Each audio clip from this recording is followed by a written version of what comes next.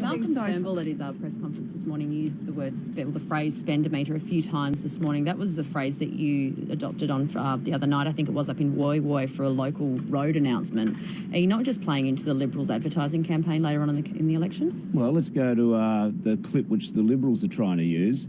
The Liberals have promised a road, which is a dangerous road, $670,000 for 3 years, and they haven't actually got around to building the road. Our experts tell us that the road to be done properly will probably cost about $1 million. I then mock the argument that the Liberals are running that somehow doing that sort of local infrastructure, which is productive, helps congestion, helps improve communities, and I've mocked the Liberals' big lie. And let's nail the big lie of this election.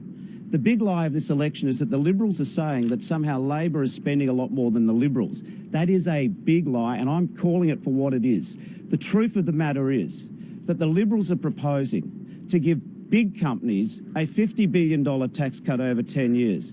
The truth of the matter is that the government is going to spend in the budget to give a tax cut to high net worth individuals who earn, say, $1 million a year, a $17,000 tax cut.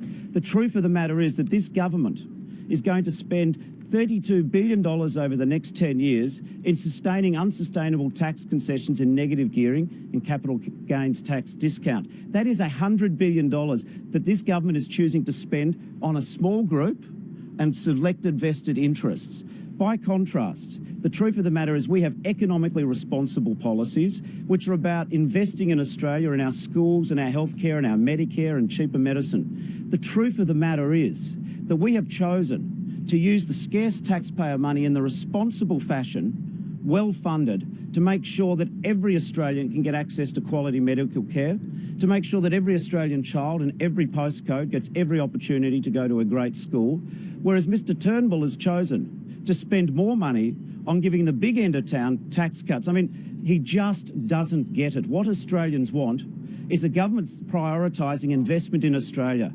Australian healthcare, Australian schools, and what Australians want is a government who shares the priorities of Australians. Mr Turnbull's priorities are very different to mainstream Australia.